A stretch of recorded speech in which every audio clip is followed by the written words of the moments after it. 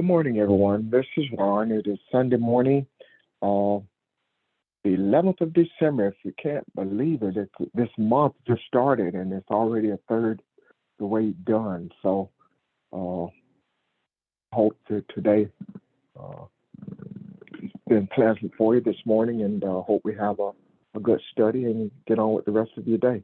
But as we start off, we'll ask if there are any questions or comments and see where we are.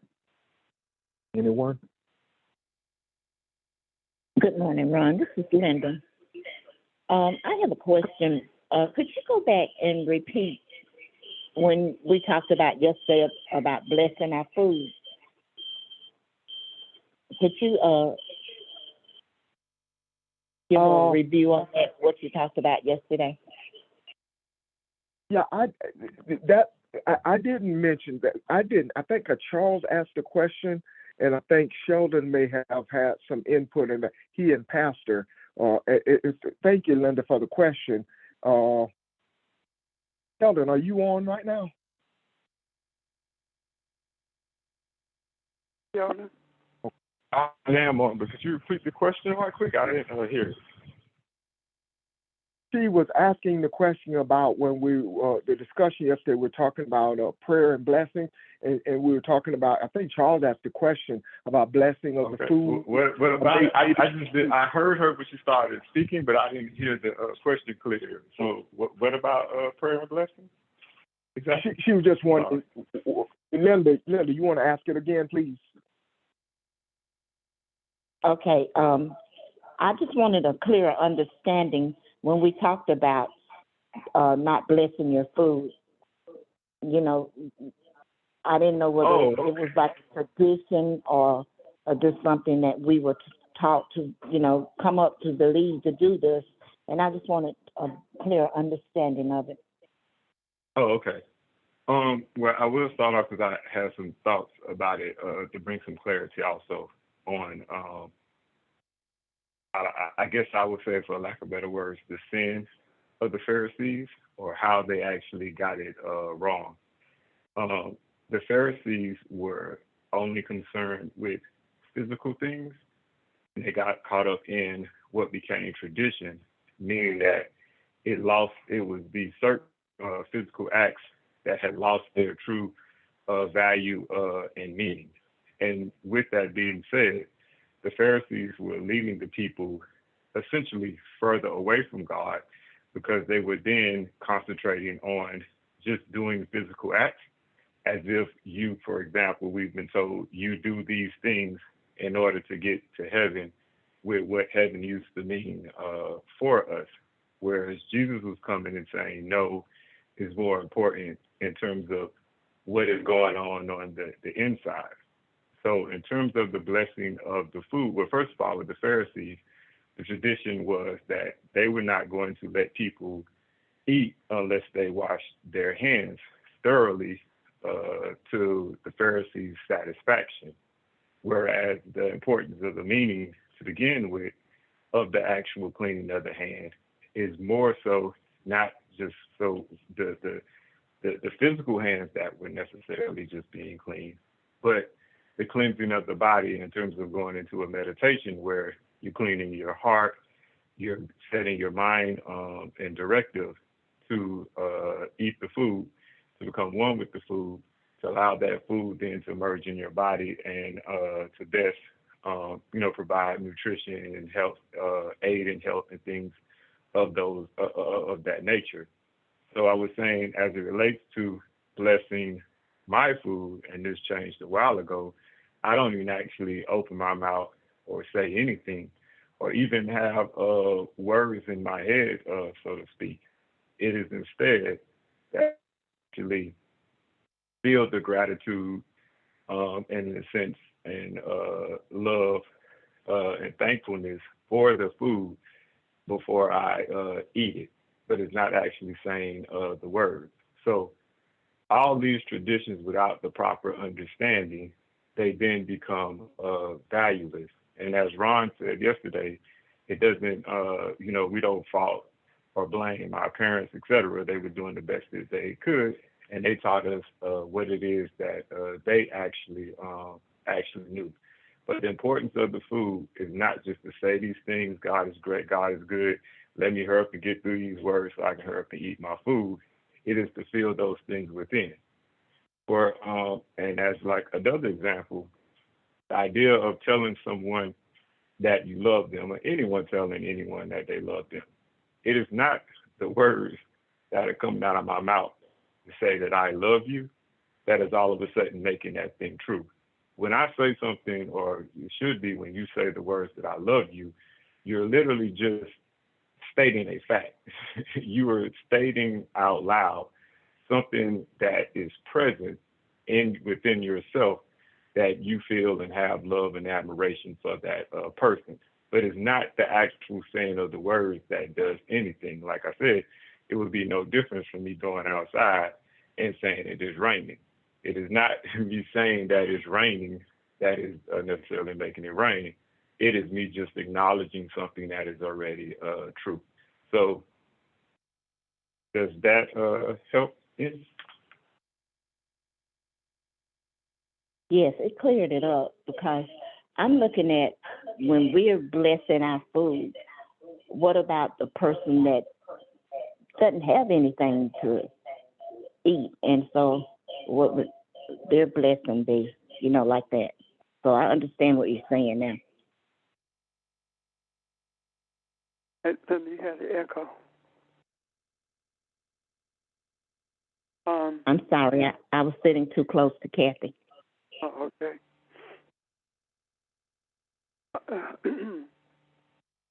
In speaking about the food, when I grew up, I watched people eat with their hands, and we thought it was so distasteful. But I did not understand why they did that until I was much older. Matter of fact, I didn't understand until my years in college. And then I got it from a historical perspective. People in the East, and to this day, people who are on the islands like Trinidad or Jamaica, they eat with their hands. And the reason they do that is because it keeps them in contact with the food. Not only that, but it also they also feel like they should not injure the food by stabbing it with a fork or cutting it with a knife. So their gratitude is offered to the food by the way they handle it with their hands. And if you notice, was it yesterday that we were talking about Jesus' disciples being reprimanded for eating with their hands? He said without washing their hands, of course. But it implied that they were eating with their hands, as was the custom in the East. I want to add that, so we are on. I hopefully see not only is the blessing internal, but the handling of the food is extremely important. We ingest it. Thank you. Thank you, Pastor. In listening to you and Sheldon, and Linda, thank you for the question, because someone else out there may have had that same question if there was some misunderstanding or not clarity on what was said yesterday. So thank you. The couple of things I remember. My sister, my mom, and I dining a few years ago, and we were at a restaurant, and Mama asked me to bless the food, and I did so. And she said to me, "That's not how you were taught to pray. Why did you do it that way?" And I said, "That's what I felt when you asked me that." And I don't remember what I said. I went, closed my eyes and went into a meditation and said what I said. But we had been taught as little kids to recite blessings, and that really didn't even cross my mind at the time, but it upset her. And I waited until the next day to talk to her about it because I knew she was upset, and it wouldn't have done any good to talk about it then. So what I recognized is that she was sincere about what she was feeling and what she believed I did wrong, and that's how I needed to address it, and not take offense to what she had said, because my mom can be right blunt if anybody knew her, but I took it for just to, hey, let's talk about this and let's get some understanding. The one thing that this lesson shows us, this discussion the last couple of days, we look at these times that we read in the scriptures, and it seems so far away. It seems like this is eons and eons and centuries behind us, and we have come so far. But let me tell you something. Technology may have changed. We might have bright lights. We might be able to pick up a device and get any level of information we might want with the push of a button.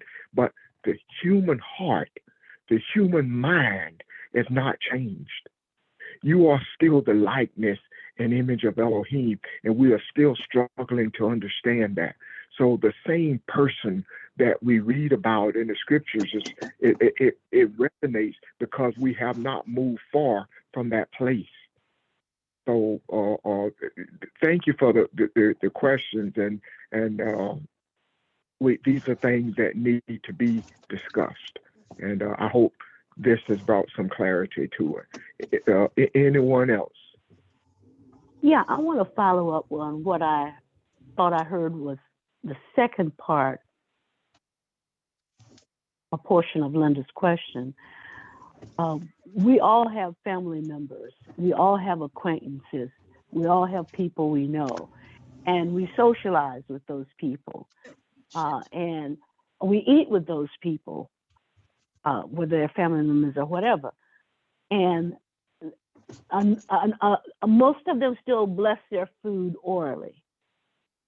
So the question beneath all of that is, what should my position be, knowing what I know regarding blessing the food? Do I gracefully go ahead and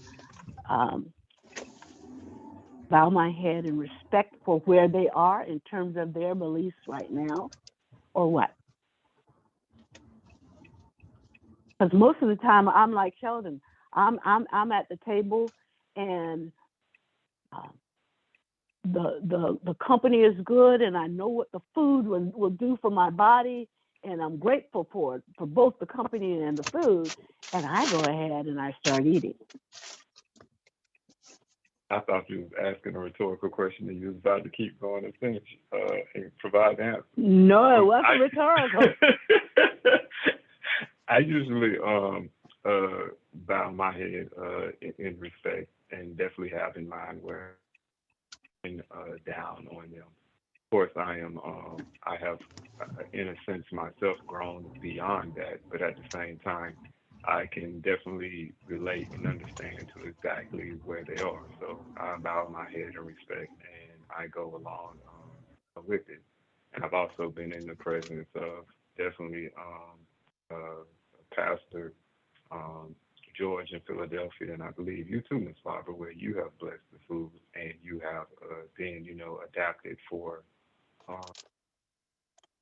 whoever, for lack of better words, the audience is. And even so still, because they may not be able to at that time to accept or even understand what it is that we just discussed, we meet them, where we are. We've been in that sense. What I took even what Ron said, you do what Ron did. Ron didn't just recite um, some normal prayer that his mother had he taught him or that he was taught. In that instance, he actually spoke something from his heart. So essentially, what he did was he just said aloud what he was actually already feeling within. And we're not saying that you can't say or you shouldn't say anything. We're essentially talking about tap into that feeling on the inside and don't let it just be something that is actually brushed over. So it's as if you're being mindful of the food, not just checking the box off so you can hurry up and eat as you sit there and look at the cornbread glistening. Um, yeah. Cornbread glistens, but thank you. Sometimes you have a shiny top if it's very, very hot, and if you put just a dab of maybe butter on the top, yes. Oh, Um, I agree with what's been said because it does not take away from what you believe, but it respects others and what they believe. Is not the same as doing as the Romans do when you're in Rome. It's being respectful. Even when I'm in a church setting and they ask me to pray, and I do it using the words that I understand.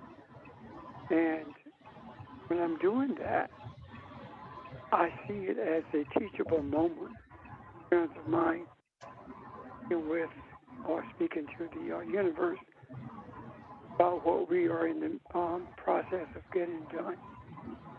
So I really, really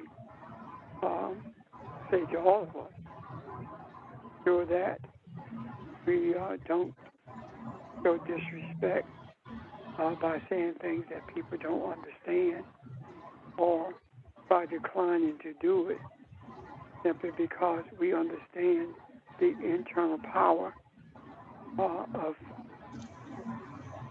skill without even uttering words. Everyone does not do that. I'm done. Good morning, everyone. Rev, you stated something a while back about European,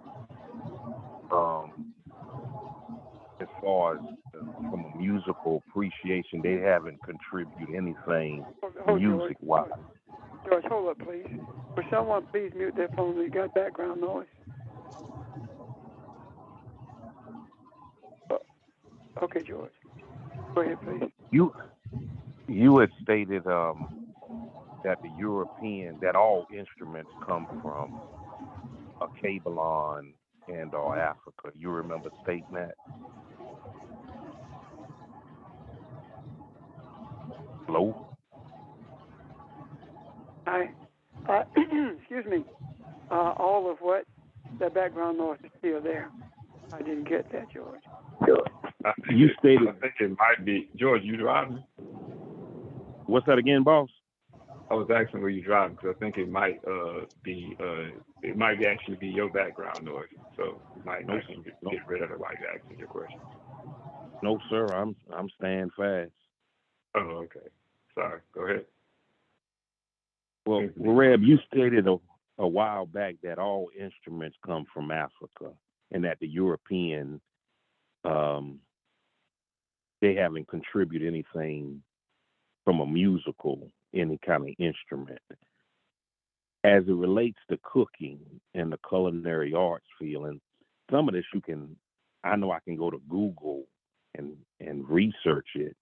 Yet as far as cooking or the culinary art field, has the European contributed anything to the culinary table?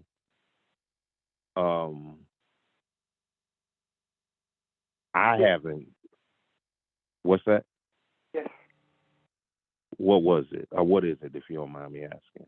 Shepherd's pie. one I of ain't them. never had it. Well, Irish dish. okay, doke. Well, that's Ireland. Okay, well, they're European, the UK. Yeah, just the other thing, just to reiterate, one thing about cooking, um, the person in the household or the arena that has excitement, enthusiasm for cooking, that's always going to be the person who got the most influence. And you can see it in people's houses of, you may think such and such got the influence and power. May not be the case. The person who has the excitement to cook, because they can generate energy in the person who has to go get the overtime to make sure those salmon patties are in the house. So whoever has excitement, enthusiasm, and I would like to say unanimously, yet in most cases, that's the person who has a great deal of influence in that arena. Thank you.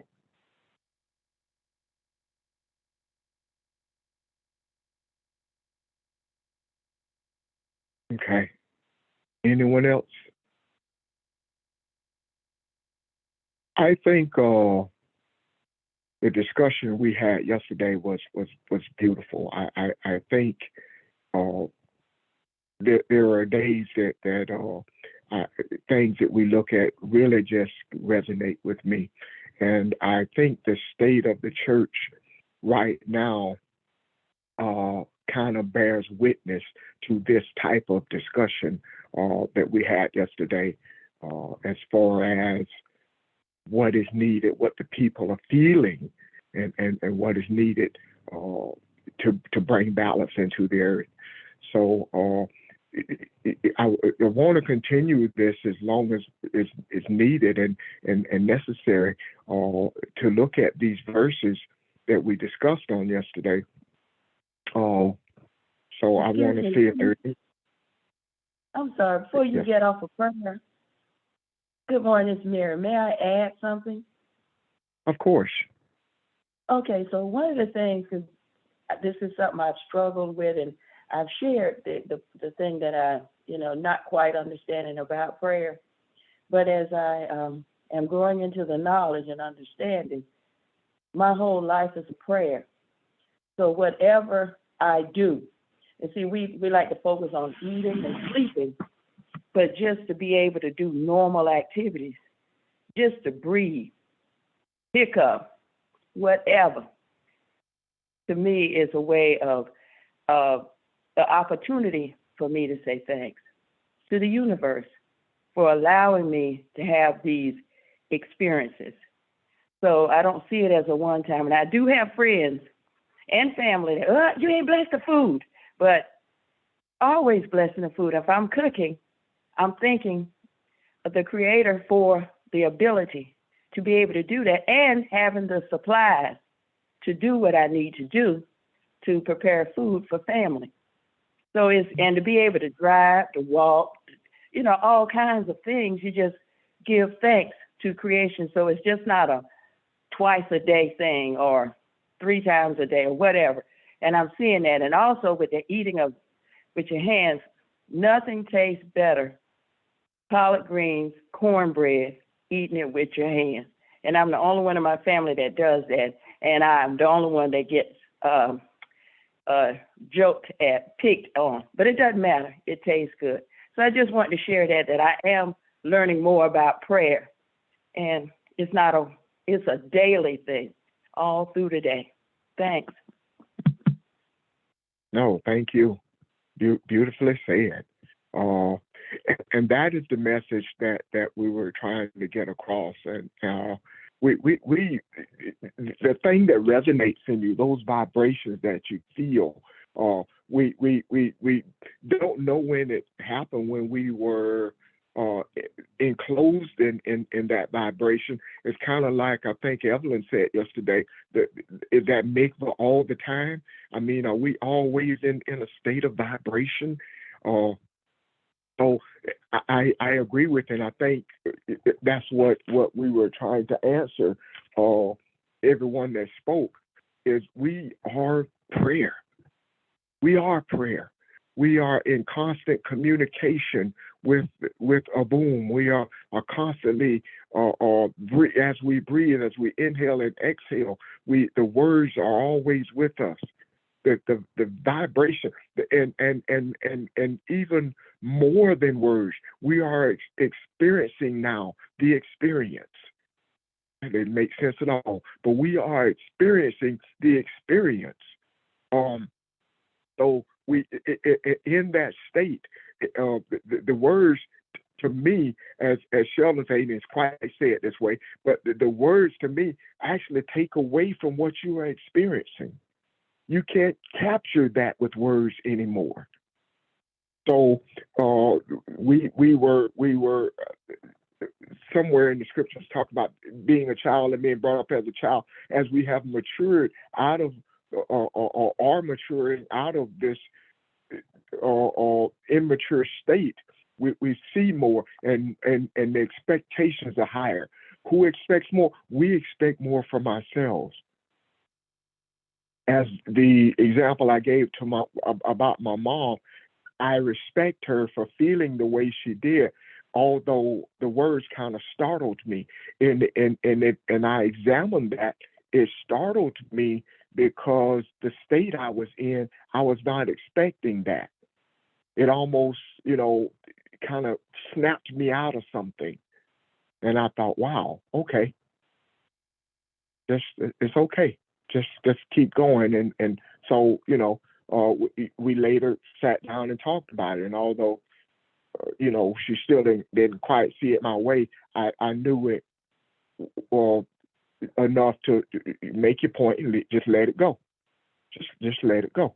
So in her state, in her presence, if she wants verbal prayer, then that's what I'll give her. I'll give her verbal prayer. But it doesn't stop the vibration that is in me. And you're absolutely right. Be who you be, Mary. You're absolutely right. Anyone else want to comment or speak Ron, to that? what's better? What's better than understanding where you are and what she needs, and being able to provide what she needs? Yeah. I mean, that's perfect right there. You understand where you are, but you are compassionate enough and aware enough of what her needs are to meet those needs. Beautifully stated. You are correct. Thank you. Great discussion, y'all. Anyone else? Yeah, I heard Mary say she was praying over the food the entire time she was cooking it, and I smell laugh. Mary, did you tell them that, or is that what you just said, to yourself? No, I don't tell them that. Sometimes they say, "Oh, the food good." I said, "It's all love. It's all love," because that's what I do. I don't say it out loud, but as I'm doing it, I'm meditating. I'm learning. I'm meditating.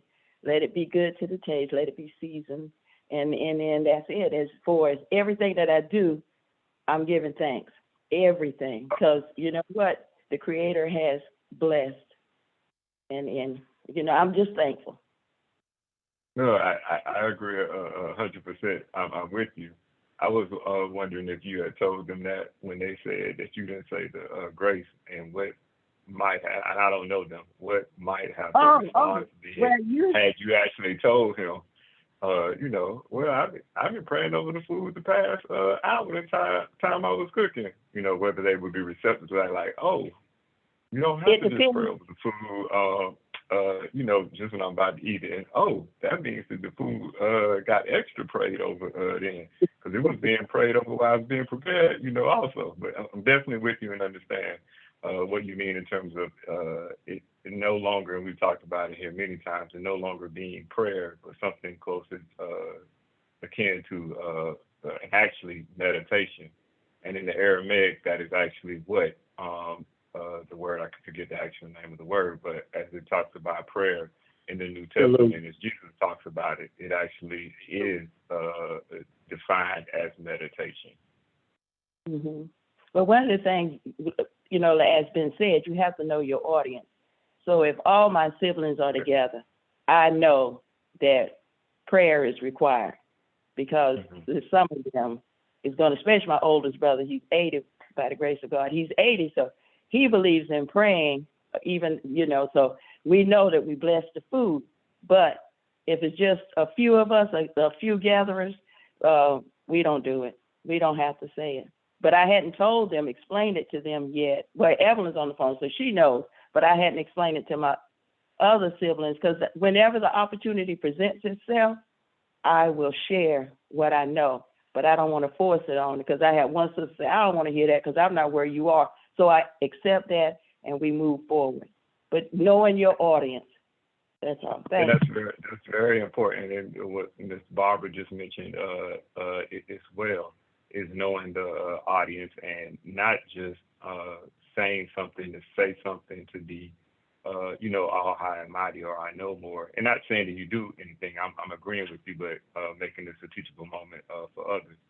The most important thing is, as Ms. Barbara was saying just now, is that care and understanding. And so, of course, the number one objective is to provide understanding and to help one grow, but that also means taking into account where they are and how vulnerable they are in terms of being in a situation where they are open to that growth and receptive to that growth. And that is automatically our responsibility just by the fact that we actually know more. We're no better off, really, if we're just trying to force things down people's throats just to say that I'm right or try to prove I'm right or even to try to prove to ourselves that we are right. That only proves that we don't actually truly believe in what it is that we think we believe in, to that extent.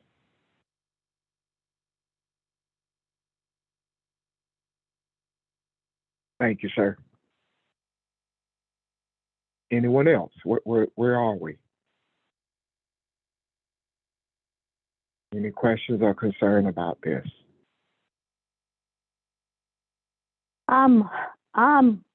I've just been thinking about what Pastor said yesterday, Okay. and wonder if we could talk about it just a little bit more. Hope is what stands between nothing and everything. It might be paraphrased, but hope is what stands between nothing and everything. And so the perspective of what it is when hope stands between nothing, and then what it is when hope is what stands between everything. If somebody would open that up a little bit.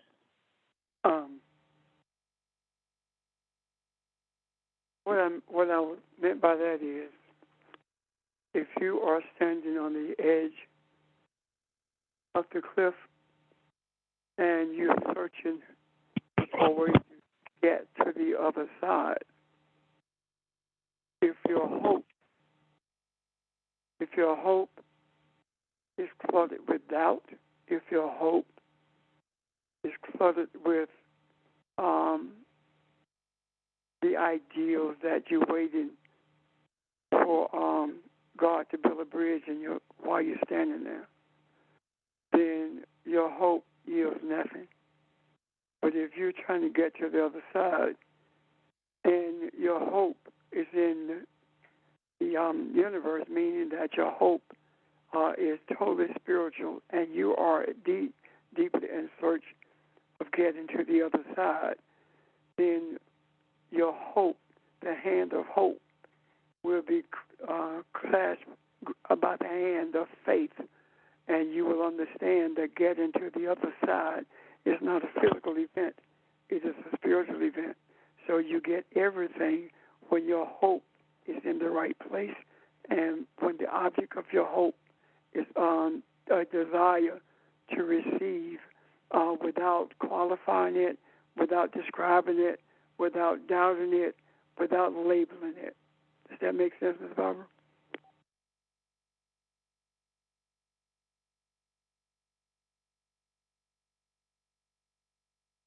Are you talking on mute?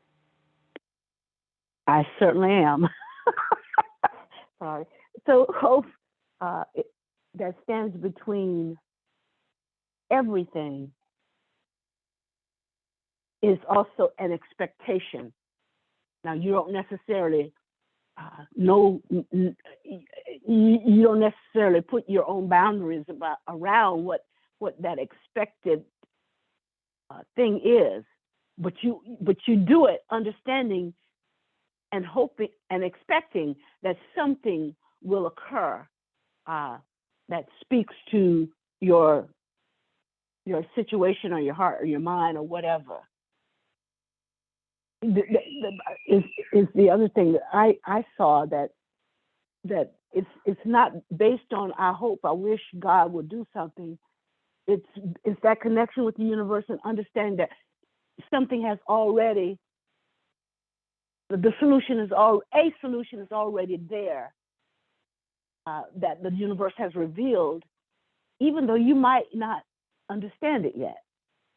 But the universe is already prepared for the solution or the answer to any question or expectation that you have, which is different from, well, you know, I know God's going to work it out. Or I know, you know, it's going to be fixed in the by and by, or when I get to heaven, kind of thing. It's living in the now with the full expectation that whatever you need is provided when you need it. Yes.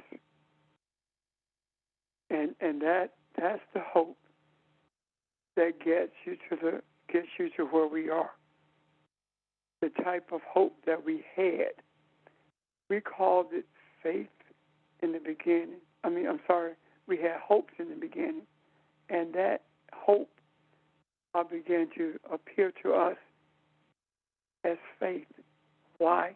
Because our hope, our desire was to understand or to receive without regard to what we had to go through or without regard to what we had to purge in order to receive it. If that hope is trying to hold on to the religious antics or the religious rituals, but at the same time expecting spiritual enlightenment, then your hope is standing on the edge of nothingness because it's not going to bring anything. If you are in the other case, if your hope is genuine and that you're willing to do whatever it takes in terms of releasing for it to take place, then you are standing on the edge of everything. And regardless of what comes, you embrace it.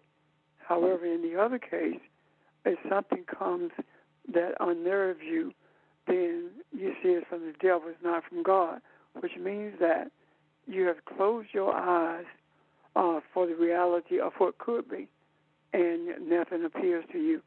Because if you see it of the devil and not God, then you are actually saying that the devil is more powerful than God. You're also speaking of an entity that does not exist outside of you. I'm done.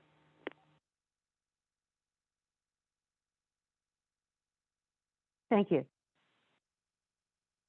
Thank you. Thank you for the question. Hold on 1 second.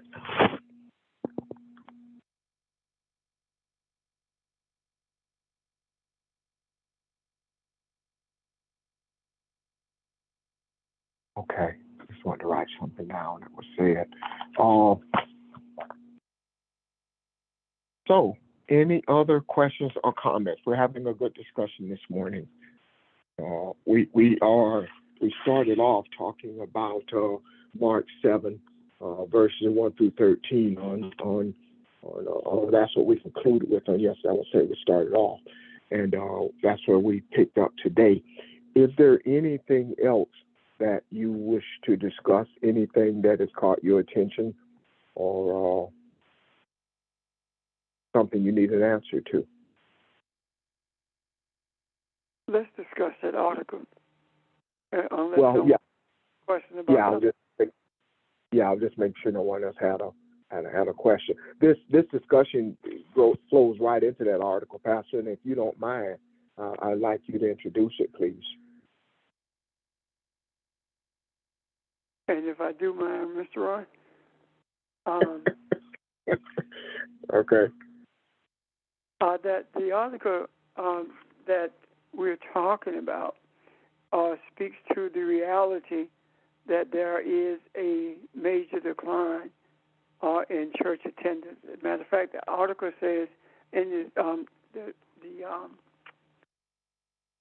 headline on the article is, as attendance dips, churches change to stay relevant for a new wave of worshipers. And then it goes into the explanation of how this pastor walked away from the church because he did not see it doing anything for the community. And he went to what he calls the battlefield garden. He went to a garden and began to raise crops, and he would give them away, but at the same time he would sit with people who came to either help him take care of the crop, or just have discussions about the teachings of Jesus, and they would give these their crops to people who lived in housing projects, or people who are actually in food deserts. Not only that, but they also would collect food from grocery stores and make it available to those who were unable to receive.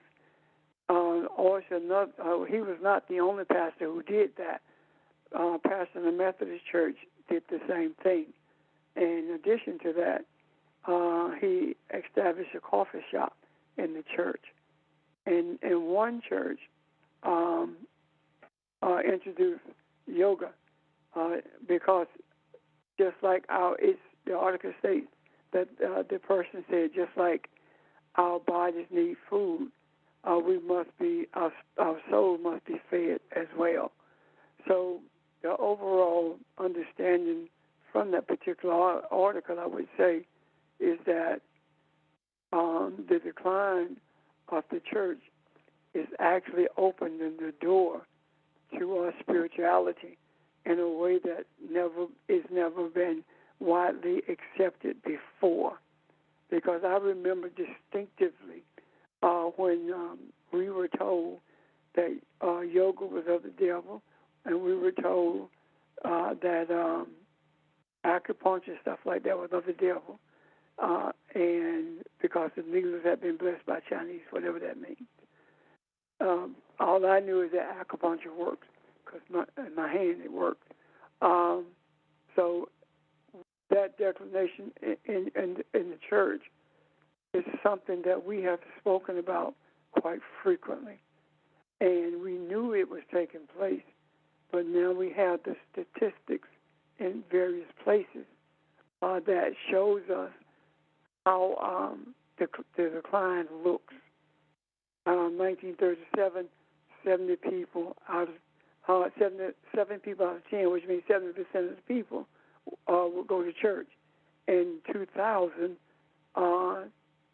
20 before the pandemic, had dropped to 47% of the people. So the church has lost 50% of its membership during this period of time, and is bleeding people as we talk right now. And the reason for that is because they are not receiving anything that's pertinent to their lives. It talks about the generational divide when it comes to the church, but I disagree with that article. It's not so much the generational divide as it is the staleness of the church itself, because Gen Z and the other generations are open to spirituality. They're just not open to buffoonery. They're just not open are to duplicity in terms of being one thing standing in the pulpit and something else later on. They're not just open to the justification of misogyny. They're not open to the justification of racism.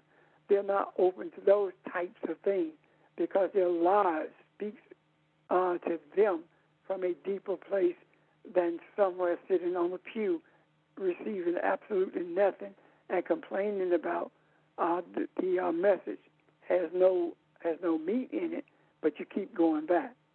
And the major thing is that doors began to change because when the people left, so did their tithes. So anyway, I hope that's an overview of what Ron is asking me to do. Thank you. Okay. Thank you, Pastor.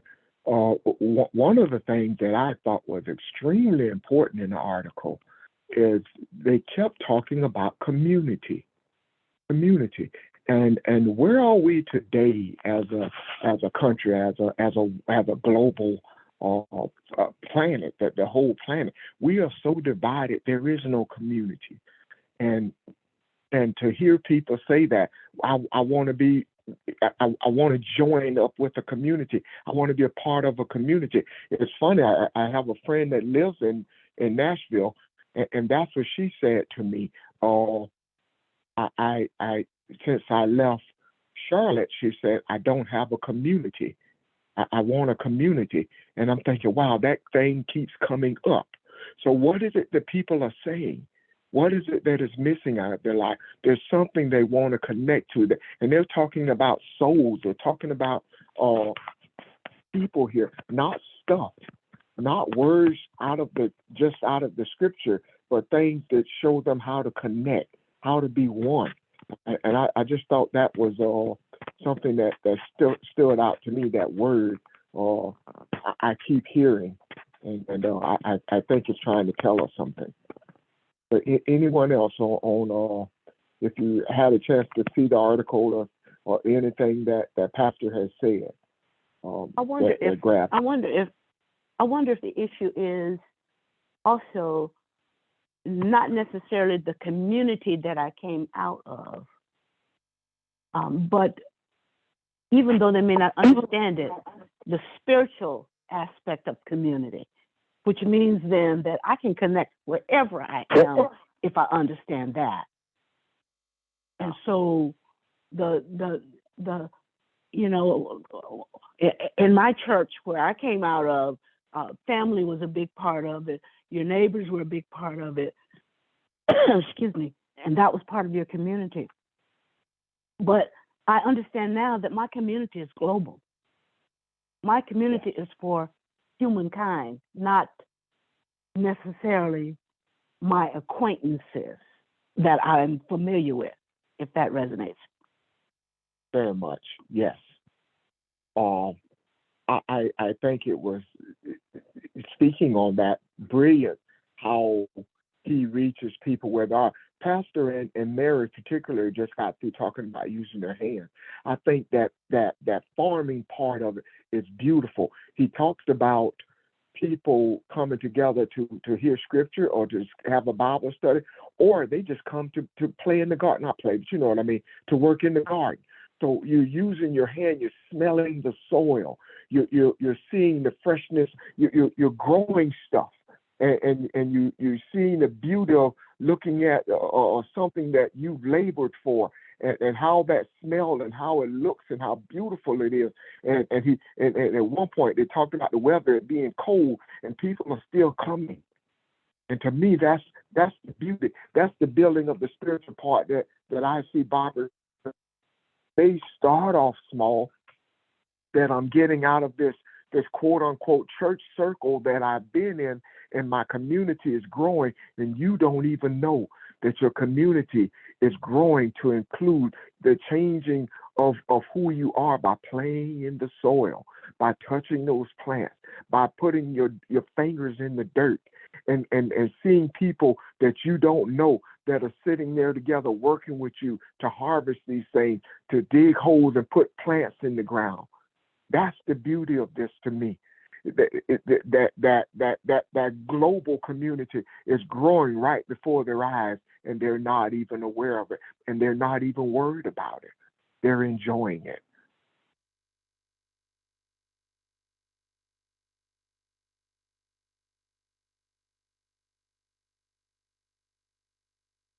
What else? What else did we see?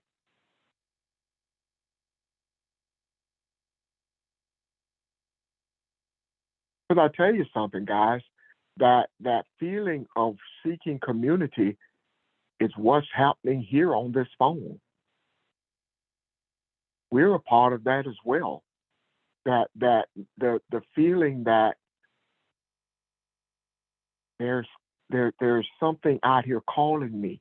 There's something else that I feel. I'm experiencing something that I want to become one with. So you incline your whole being to move in that direction, and that's all that it is saying. And I love the some of the pastors who are doing everything they can creatively, and this guy walked away and said, you know what, this what I'm doing isn't working. I've done this for 20 years, but it's not working. So what do I do? What do I do to bring enlightenment? What do I do to connect what I stand for, what I believe, to show the people this part that we're missing? So I applaud him for that. Right. I see something also that Okay.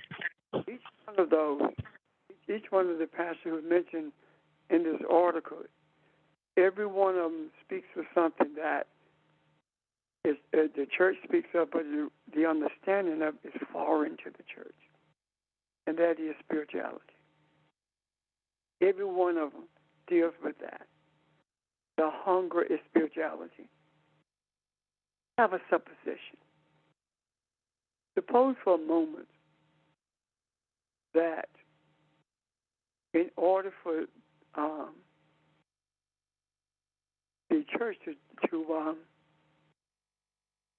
to die as it is, and for people to embrace a spiritual desire to be one with each other, is what we are being shown, because what's being developed there is human, how to be a human. And suppose that as community leaders do, let me give you an example. I'm a community organizer. So we want to get all of these people registered to vote. So we sit down and we look at a map of precincts, and we assign different people to different precincts, and we give them different strategies on how to engage the people based on the precinct that they are in. And they do that. They bring the reports back. We sit down, we go over them. And then at some point, what we do, we plan this huge gathering. And all of those who organize those precincts bring all the people together. And in order for them to be a part of the celebration, they have to have a voter registration card, or they have to register to vote before they can enter. Let's take that and look at it from a spiritual perspective.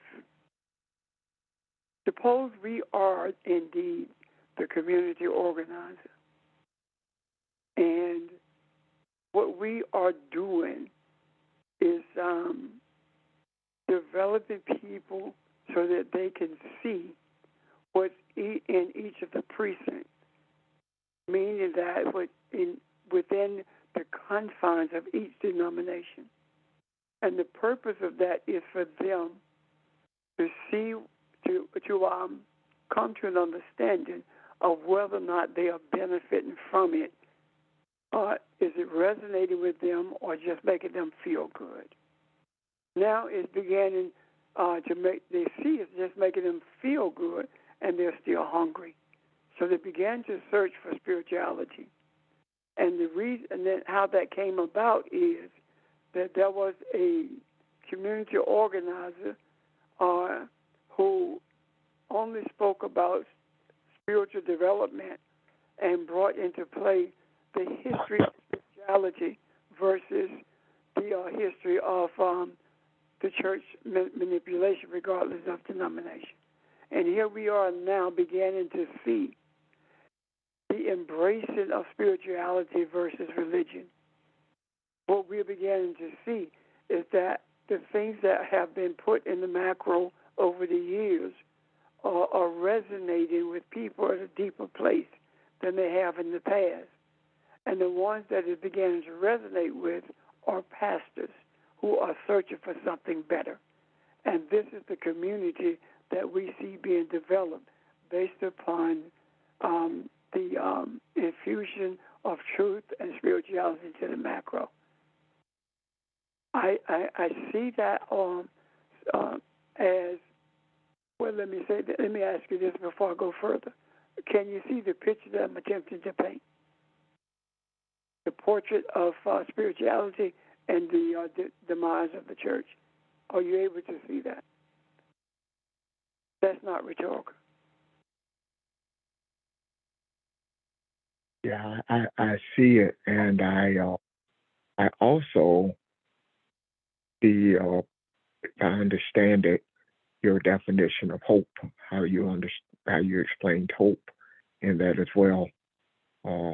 It's time to come to a different place of awareness, and that is the hope or the faith that these guys or these pastors rather are relying on. But all of them won't see it. All of them won't make that leap. And what I hear you saying, paraphrased in the way I understand it, is that the universe has been seeded previously. We've seeded the universe with these concepts of spirituality, and now those seeds are taking root in those who would receive that seed, and beginning to manifest in connectedness with people to the extent that it's beyond religion. It's closer to what you said is humanness, because it goes beyond gender, it goes beyond race, it goes beyond lots of different isms and schisms.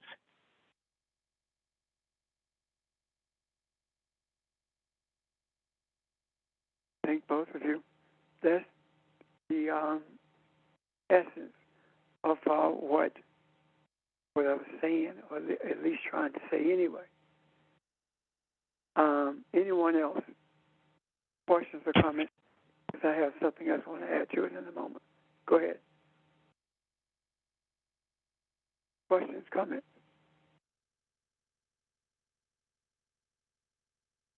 Okay. I see this also as the spirituality of Jesus. Jesus was a spiritual community organizer. Jesus organized the spiritual understandings of what life is about. And he did that by virtue of bringing people to him and teaching them how to work in the precincts, teaching them how to go into different places and bring an understanding of what spirituality is all about versus the religion of the priest. Right now, the experience, what we are seeing in terms of religion, is exactly the thing that Jesus teaching against is the very thing that Jesus was tearing down, is the very thing that Jesus was removing the foundation from so it can crumble. Yet, the very thing that Jesus was bringing to an end, Jesus is used to perpetuate it now. And as a result of our search for the truth, traveling this journey, being purged along the way, we are now able to do the same thing that Jesus did and even more, rather than religion growing and using the teachings of Jesus as his foundation. Now, those teachings, those teachings are removing that foundation and allowing it to crumble. Suppose that the greater things is what we are doing and what we are experiencing. Suppose the greater thing is bringing to an end the priesthood that manipulated the people to the extent that it got wealthy off it financially and it got power from it politically because of controlling the people as opposed to teaching the people. Suppose that it is impossible to be a human unless you purge yourself of religion and go in search of the more, which is community connection, which is community aid to each other, which is looking beyond all of the isms, as Barbara mentioned earlier, and only seeing ourselves and everyone else, thus bringing about a global change from animalistic minds to that of humanism.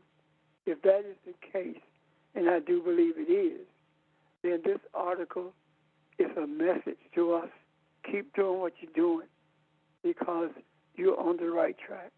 You are actually spewing things into the macro that brings into your vision the more that Jesus was talking about when he said, not only will you do the things I did, but greater things you shall do.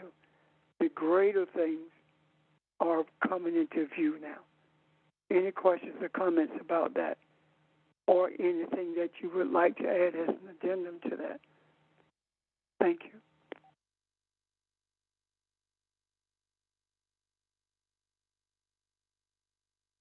Thank you, sir. Was that clear, y'all?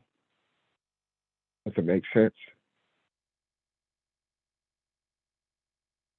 I would like to get responses to that based upon the discussion of this article and our experiences with religion and the scriptures and our experiences with spirituality. Because what stands between religion and spirituality are the scriptures. You can manipulate them or you can understand them and share what you understand. Yeah, good morning, Ron. Good morning, everyone. In the article, Pastor, that you mentioned, can you hear me? Yes, sir.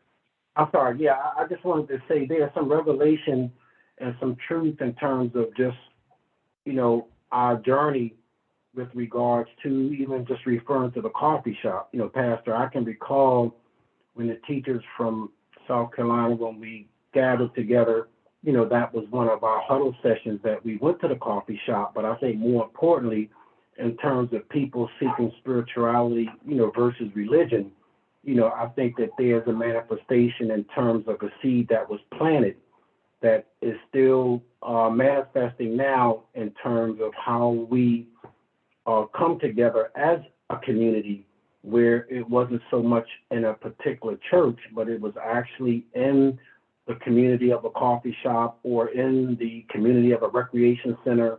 And I think that as we, continue on this journey, I think without a doubt that I bear witness to a way that, I think we're called to reach out and look at community connections. So I just wanted to share those thoughts because it's a reality, that was a true experience, and it continues to happen, and more things are starting to manifest now that I believe we're going to be able to reach the multitude, by us just being conscientious about those who are drawing closer to us. I think another example I'll just share is in the area of spiritual recovery. There's those who, understand certain disciplines of Narcotics Anonymous or Alcoholics Anonymous, but there's those who desire a more spiritual understanding, of the culture and of the scriptures. So I truly believe that there's people who are reaching out, not necessarily wanting to be part of the religious aspect, but are seeking spiritual truths. So I just wanted to share those thoughts as we speak in reference to the article, if that resonates. I'm done. Great observations, George, and I think you're spot on in what you're saying. And our experiences up there with you are exactly what we're talking about. The coffee shop is a great example. People are tired of people are hurting. People are going through things, and the religion was not bringing anything healthy to them. It was not feeding their souls, and you met them where they are, and start feeding them where they are, and you came to the community, and the community received you, and it still does, because they feel the heart that you are putting out there, that you're actually trying to help people through whatever problems they may have. That's a brilliant example of what the article is about, what we're talking about. So, thank you. Anyone else?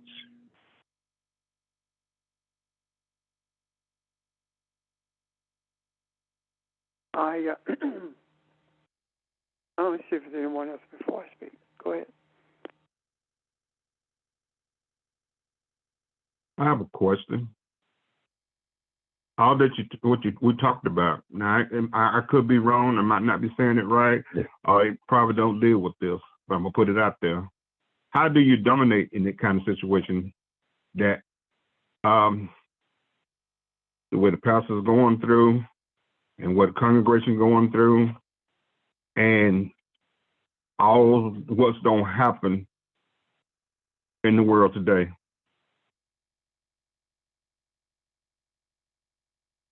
Let me see if this is clear. Are you asking how do we relate this to what I'm experiencing and what we No. What we're experiencing, how you dominate. I ain't talking about dominate people or dominate people or whatever. I'm talking about how do you dominate in this situation that what people are going through and deal with people how they feeling and the things that pastors going through right now.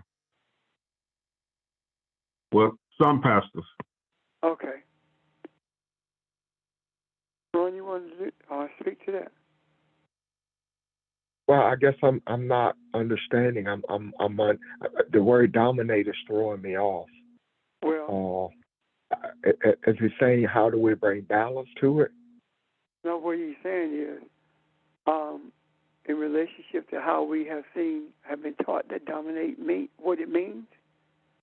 How is it that this term dominate fit the experiences that we are having right now with some of the pastors walking away and connecting to community, and some of them still doing the same thing over and over again? Am I right, y'all? Yes. Okay, that's it, Ron. I appreciate you bringing clarity to that, Pastor. However, I don't know if I have the answer to that. That sounds an awful lot like a James Richard question to me. I, I give that back to. Thank you. Anyone else want to respond to that? I guess I get the same response you got when you ask everyone else to teach, right?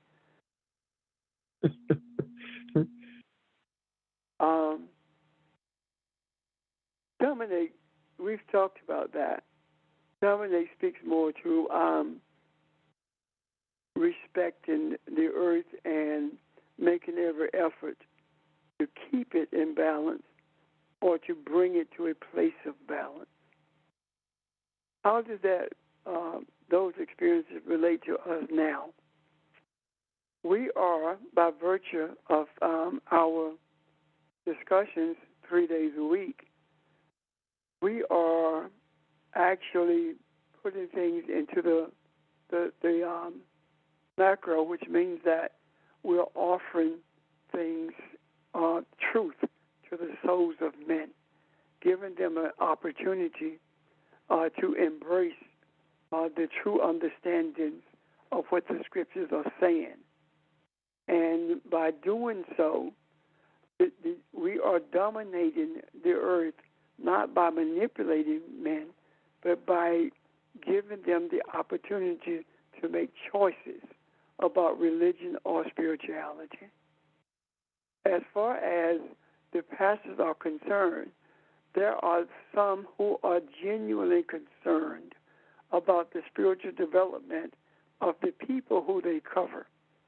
And that genuine concern for the spiritual development has shown them that what you are doing is not growing them spiritually. What you're actually doing is milking them, taking from them their resources and giving them nothing in return. You are not growing them spiritually because you don't understand what spirituality is. And in an effort to understand that, these pastors who are walking away are desiring connections with the community. And what they are not seeing probably is that what they are saying is we have lost this sense of being one, this idea of unicity of all of us, that I am you and you are me. We have lost that. And we are seeking to reconnect spiritually to that, which means that there is a desire to have an awakening to the reality that all of us are one, have never been disconnected any place except in our minds, but never in our souls. So domination to us is simply making every effort to bring balance and to humanize everything and everyone so that we can reclaim the sight that we once had of unicity, of bringing us together as humans. I hope that helps you, Charles, and I hope that my efforts to address it has sparked something in others that they may be able to bring more clarity to it. Thank you. That helped, real, because like when I said domination, most people think I'm talking about dominate each other, no, or dominate animals, no, but dominate the animal concepts that people have. But I just think you brought it out better than I could say it. And you raised the question that was necessary for us to get that clarity. Thank you. Thank you, Charles and Pastor, for your answer. That helped me as well. Yeah, I was busy trying to find the word in the scriptures. I wonder what dominate means in the Aramaic, and I'm kind of stumbling here. If anybody else has it,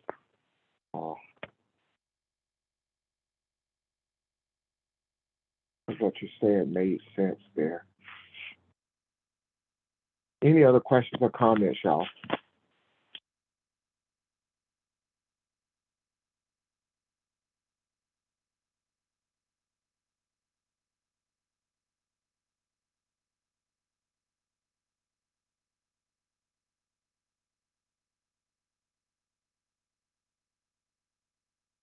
Okay, I'm in a rush. I can't find stuff. But anyway, great discussion. Anyone else? Any other thing that crossed your mind? But I'm sorry, I'm rushing things again. Does anyone want to add on to anything Pastor said? Was his answer clear to you? Any further clarity?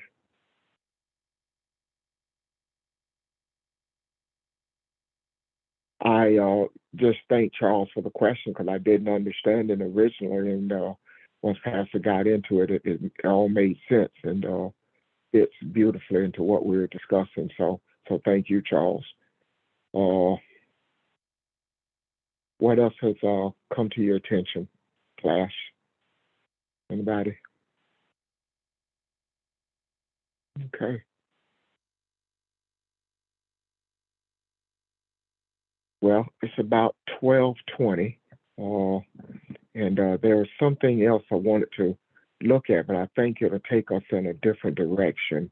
Well, I know it'll take us in a different direction, although there is a connection to what we've talked about. It just would be a little time consuming. And you know what? In the past, 99% of the time, as Pastor can tell you, we don't have a clue as to what we're going to talk about. Don't have a clue until we get on in the mornings and or afternoon, whatever the case may be. But I saw something in 1 Samuel that I wanted to hopefully have time to discuss at some point. And I hate to, when I feel like when I say look at this verse or these verses, it might be trying to shape things. So if we have time, we'll look at 1 Samuel a little bit. The next visit, First Samuel, that first chapter. But I don't want that to ever shape our questions or concerns that we think that, okay, he has already looked at something. No, whatever comes up when we log on, whatever's in your hearts and minds for what we talk about. So, like today was beautiful. I mean, it just flowed. Whatever happens, it flows, and that's what we're supposed to talk about. Whatever comes up is what we talk about. So don't ever want to, even if I say, hey, I looked at this, if you guys see something different, or if you want to take a conversation in a certain direction, you know that you always have free to do so. You have freedom to do so, rather. So Ron, again, yes, ma'am. before you close out, before Charles's question, Pastor had said he wanted to make one more point. Do you remember what that point was, Pastor? Because I don't know if you're getting ready to close out or if we're going to 1 Samuel, but I thought it was still something about the article. No, it was about Jesus being a community organizer spiritually. What I talked about with Jesus and teaching, and the church using it as a foundation for religion, and we're doing just the opposite. That was the point I wanted to make. I think I did it, didn't I? Kathy? Okay, I just didn't want you to forget. Right, yeah. You remember when I talked about the disciples and related them to the training that Jesus gave them and the foundation that religion took to build upon Jesus, but in the same way that the priesthood was, and we are doing it differently. The teachers of Jesus are dismantling the foundation of religion. Yeah, but previously the teachings of Jesus was used to lay a foundation of religion. That was the point I was trying to make. Thank you. Okay. Thank you.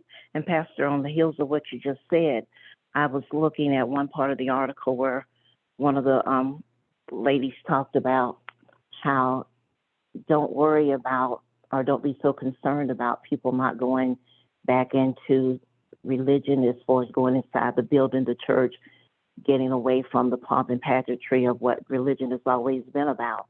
But she talked about you have to understand that it is innately instilled in us the desire to feed our souls.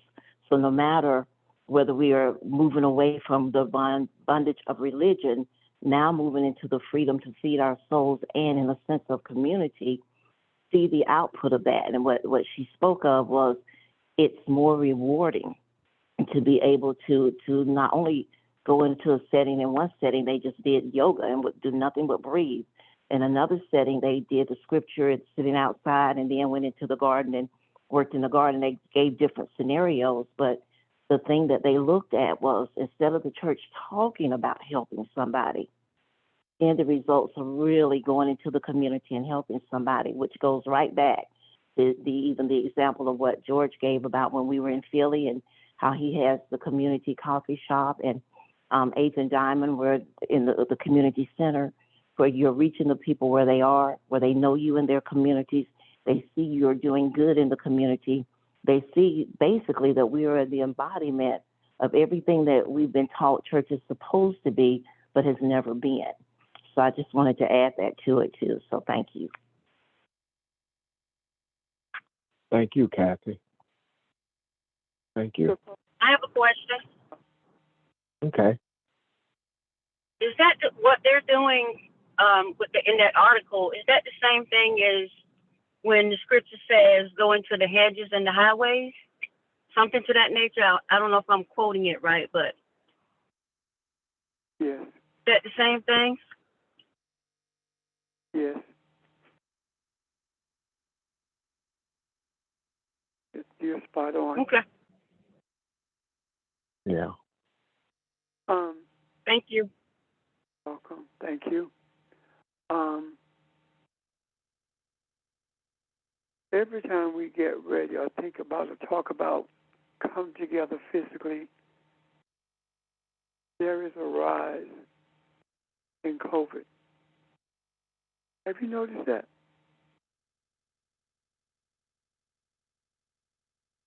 Suppose for a moment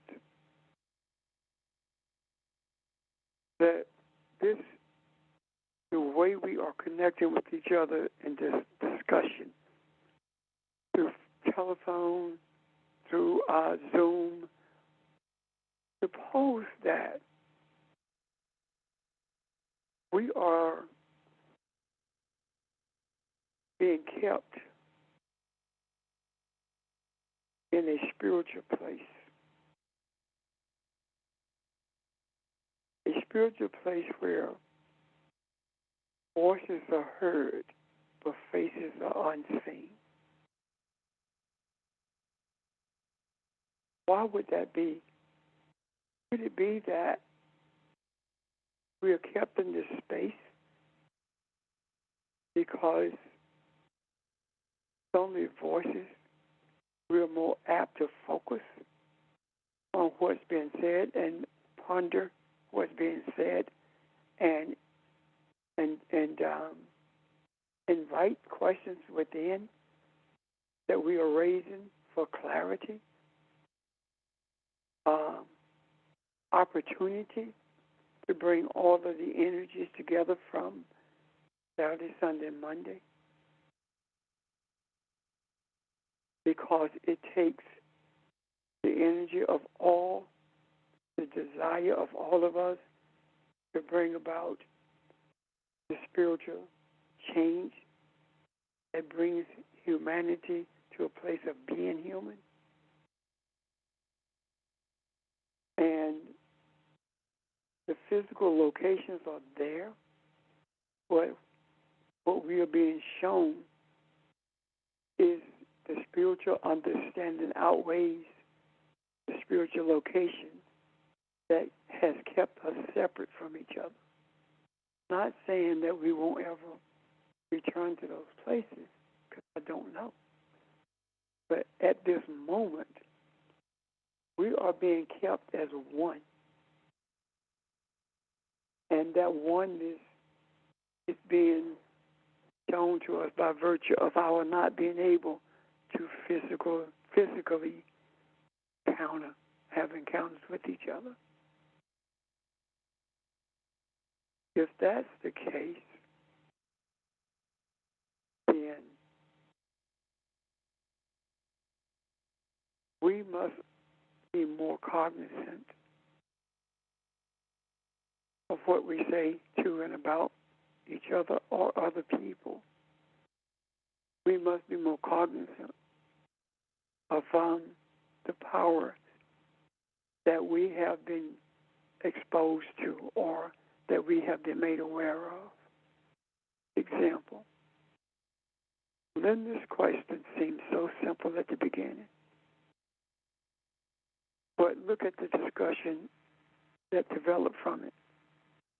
Every question, Charles' questions, everyone's questions seemed to be a simple answer, or it seemed as though a simple answer would have sufficed, but it didn't. It opened things up in different directions, but in the same direction. That would not have happened if we have been in separate physical locations, especially the input that we received in response to those questions. So I believe very strongly that COVID, the spiritual essence of what COVID and other respiratory diseases are representing. A wedge, a fence maybe, or a domain that we are in, and versus a domain of physicality where our desires lie. So let's embrace who we are at this moment, where we are at this moment, and with everything in us, embrace the reality of the spiritual space that we occupy at this moment. There has never been, that I know of anywhere, an opportunity like this for humanity to focus spiritually without having to be distracted in separate physical settings. Look at this. If this is not what our Creator wants, then why is it that we have reached stability that we have not experienced in the past as one unit, while at the same time there is such instability in those settings that rely totally on physical gatherings in order to bring about a feel-good setting for those who are truly spiritual essence. Spiritual awareness or essence. That makes sense. Or can you see that? I'm done. Yeah, we can see that. Makes sense.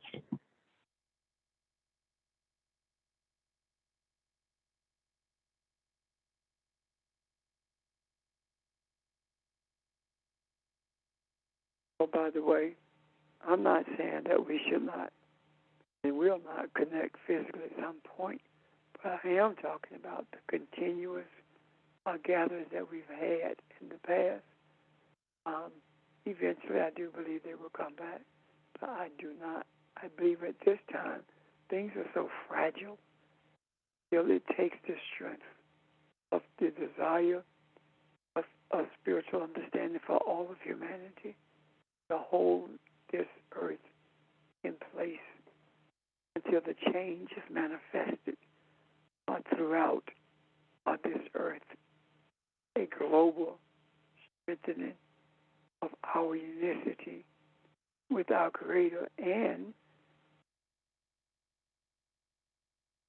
more importantly, creating as our Creator has created, and that is creating in the spiritual image, created in the spiritual essence of who we are, so that all the isms will have no power over the people anymore.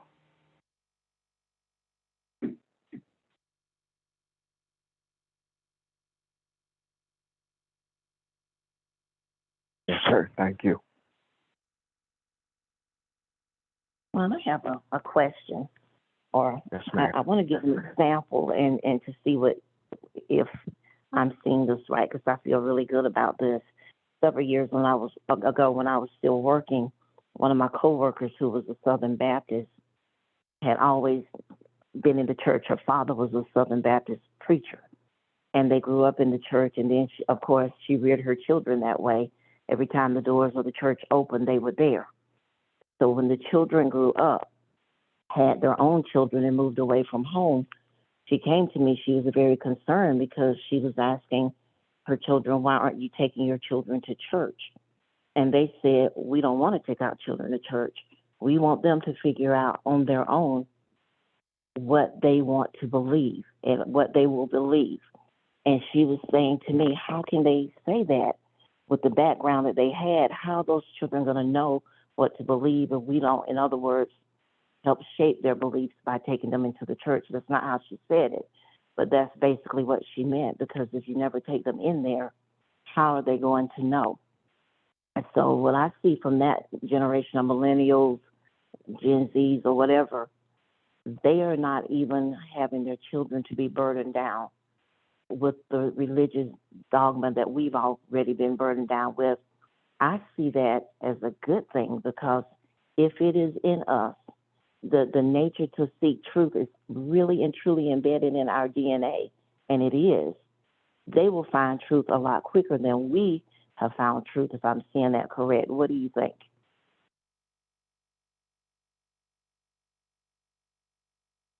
And if you're on mute. Okay. I couldn't agree with you more. I'm in a similar situation. A young man, and his father is where I work. His father is on him continuously because he stopped going to church. He has 3 kids, and it's like, you weren't raised this way. What are you doing? And he's like, Dad, I don't know who I am from church. I'm not getting anything out of that. I don't want them to be that confused. I get more frustrated when I go than staying home and reading for myself. So he comes to me and asks questions, and he and I'll discuss things. But his dad is about to have a fit about it.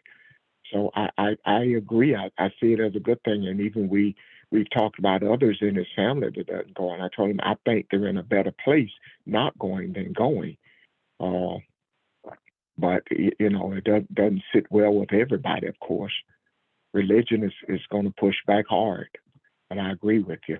And I agree with Pastor. I think there's a transitioning taking place, a revolution, if you will, sort of, because it's not going to be an easy thing. But I think it's a good thing and a necessary thing. Anyone else to Kathy's question? Yeah, this is Barbara. Oh, I'm sorry. Are you? My question is that I'm thinking that, Kathy is right and about what she said, because take it from me, I was there. I've been there. And then when the church split up, it got even worse. So it's better for them not to be taught, because once they get taught, they're going to be in the same mode, the is their mother in. If they in, like I said, a traditional church or church, they're gonna teach you everything. And most places ain't gonna teach you everything. They're gonna teach you half truth and false truth. So I'm thinking they're better because you be able to, when the time comes, when God get ready to reach them, He will be able to reach them.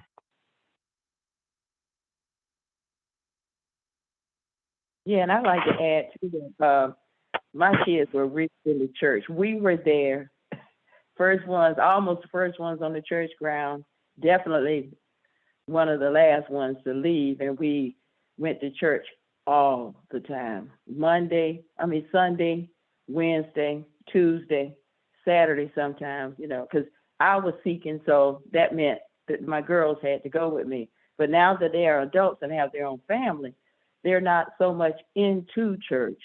And when I try to tell them things that the church taught about the man is the head, they just really get upset with me about it because they say that's not right. So I'm understanding that they are growing into their own spirituality.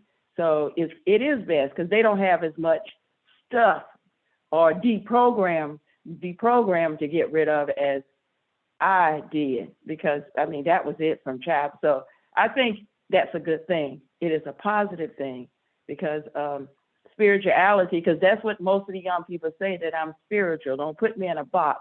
Let me be spiritual. They're more accepting. They're more loving, less judgmental. And I think that's the way it is. That's a good thing. That's all I want to say.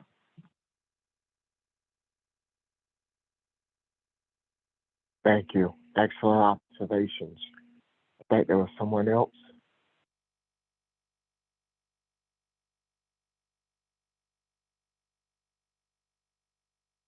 This is Barbara. Yeah. Pastor, you got to put me on the airwaves. This is Barbara.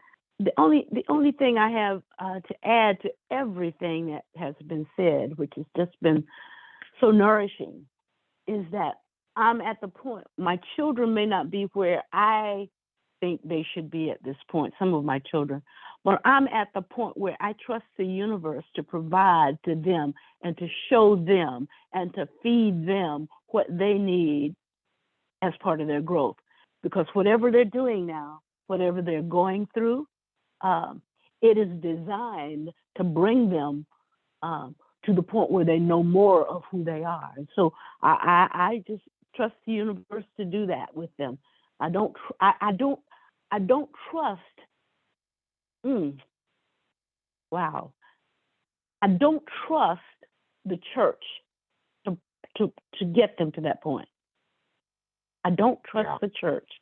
It's the first time I've admitted that to myself. I don't trust the church to do that. However, I do trust the universe to do that. Wow. That was powerful. Yeah. Very profound. Thank you, everybody. Very profound. Yes. I agree. I felt some kind of way when you said I don't trust the church to do that. I know that was ooh. Me too. Oh my God, we are in a totally different space. And think about it.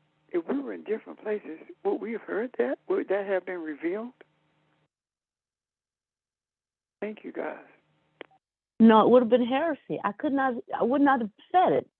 I would not have thought it if I was still in religion, in the church. Exactly. I've been saying you're going to hell. That's what I would have been saying. Well, she's right though. We all would have been in a different mindset. That thought probably would not have even come up.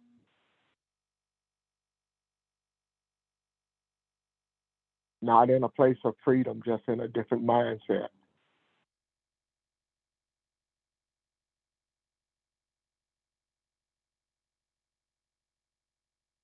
Good discussion. Was there someone else though that excuse me, was there someone else that wanted to speak to that? Yeah, Good afternoon, Ron. Yeah, what I wanted to mention, the pastor mentioned about COVID resurging, and some years ago, and actually I wrote it down because I just wanted to reflect on some notes. Back in April of 2020, he talked about the COVID-19 being a virus, and that is a spiritual revelation. And I think that when we, look at the aspects of religion, we look at the aspect of the economics and the racism. But I think that more importantly, when we talk about a virus, look at all of these plagues, all of these things are starting to happen now, and it's all because of a virus. But I think that if we can, again, just appreciate the journey that we're on, and as Barbara so eloquently stated, I think it's just, right on time. Now, whatever this virus is, whatever this that's going on with all of these new symptoms, but I think it just extends back to, how do we deal with the virus, how we deal with what we're experiencing, and bringing some spiritual enlightenment to it. So I don't think there's no coincidence, but whatever the virus is or whatever the COVID-19 is, I think it's opening up, revelation knowledge for us to be able to appreciate the spiritual journey. I just wanted to share those thoughts. I'm done. Thank you, George. Thank Well, you. Any questions? I want I'm to sorry. make a comment. Yeah, I just wanted to make a quick comment. When we're talking about not back in our church setting as of yet. Well, I gotta admit, I really appreciate what we're doing now over the phone because those of you that know me, I travel for a living, and so I can be anywhere and listen to and get a word, and if I have a question, I could be Florida, Pennsylvania, Virginia, wherever. And a lot of times I am. Thankfully, I just have to be at home today. But yeah, I really do appreciate. So, like when you're talking about COVID and everything, I want to say that I don't know. I hear people say it's a blessing in disguise. I'm sure everybody heard that saying when they say it's a blessing in disguise. But kind of to that effect, as far as I'm concerned, because I'm still able to get on the call, and I might be driving down the highway listening to it, or I might be in my hotel room or whatever. And so I've definitely been able to get, something even while I'm working. That's all I want to say. Thank you, Lamont. I'm sorry, Pastor. Go ahead. I just saying thank you. Okay. No, I was just going to say how much I appreciate those words, and I think you're exactly right. No matter where we are, we're here. We're here. And I, for one, just sometimes with the business of my schedule, I'm sure I'm speaking for most of you, probably would only be able to make one setting a week. I wouldn't be able to do what we do like this. So at some point, as Pastor said, we'll open the doors again to the physical places. But I really enjoy this. I really enjoy knowing that there's nothing that keeps me from attending every week, all 3 sessions. Although there might be times I always feel like talking, but I know I can attend. Yeah, I love it. Miss seeing faces, but I love it. Yeah, same here, Ron. I gotta admit, I do miss going to class on Monday night. I miss that very much. To tell you the truth, a lot of times on Mondays I still drive the gas into that. There's a restaurant I normally would eat at before I would go to class. Every now and then I'll still go to that restaurant on Monday evening as if I'm going to class. Yeah. Can I ask you a question, Lamont? What's one of the things you missed about the Monday night class? Just seeing the face, or would you be more vocal if you were there? What I miss about Monday, wow.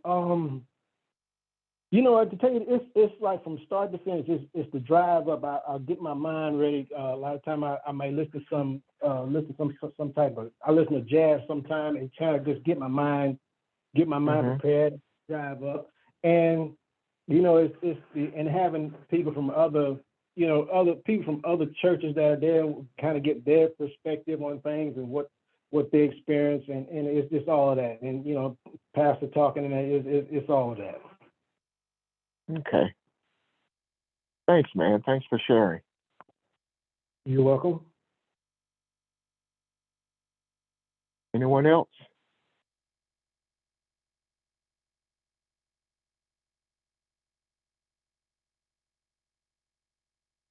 Kathy, did you did you ask a question? Did we answer your question at the end? I can't remember if we came back to you. I don't know. Did you say Pastor or Kathy? Kathy. Oh, yeah, you answered my question. I'm sorry. I thought you said Pastor. But yeah, you answered everything. Thank you. I love the input. Thank you. Yes, ma'am. Well, I tell you what, guys, it's been a great day. Are there any other questions, comments? Yes, Ron, this is Jackie. Hey, Jack. I thought about something the whole discussion that we've been talking about, but I remember a question that I had a few months ago, and it was to you and Pastor, as to one of my coworkers that was talking about their revival and some of the programs that they've been having and nobody's showing up. And we really didn't go into much discussion about it, but I'm thinking that article and everything that we've talked about today basically answers that, or brings clarity to my question. It's almost like, because he ain't saying nothing, they're not getting anything basically. And I was just thinking about that, so I just wanted to add that, because like I said, we didn't talk much about it, but it was just the observation that my coworker was having about their services, that nobody's showing up, but they choose to go to the mountains, or they're on Facebook saying they went to the mountains, but they're too busy to come to church. So I just wanted to add that. Thank you. Thank you, and that brings up. First of all, I found that article on Google News. Most people anyway have Google on their phone. Just an article that I scanned. I love news feeds, and I'm constantly scanning, just looking at stuff, not necessarily to talk about, just stuff to enlighten me and show me stuff. So if you want to go out there and search for it, if not, text me and I'll send you the article. The other thing I wanted to say, and I think we've alluded to this in several discussions, the pandemic was an awakening. It did something to us as a people, and I mean globally, that that we're just now recognizing. And one of them is as Pastor pointed out, people took a good hard look at themselves and what their image of God looks like to them, their image of community, and they recognize that there is something missing. My soul is still yearning for something, and this is a time to open my eyes and pause and see what I'm missing. So it's a beautiful thing, We talk about a lot of death and things have changed and it has changed the world financially, made things hard on people. There's a lot of bad if you look at it, from depending on how your viewpoint, of course. But spiritually, a lot of good has happened as well. So, I don't mean to, if anybody lost a loved one or something, I apologize. I don't mean to trivialize it at all, but it has been an awakening that I think man needed, and we have been a good major part of that. So we continue to observe. We continue to open our eyes and observe. And as Sheldon, I think, said, self people said, we are meditation. We are prayer. So we continue to do that, and it keeps us in a state of awareness, I hope. So any other parting comments or questions?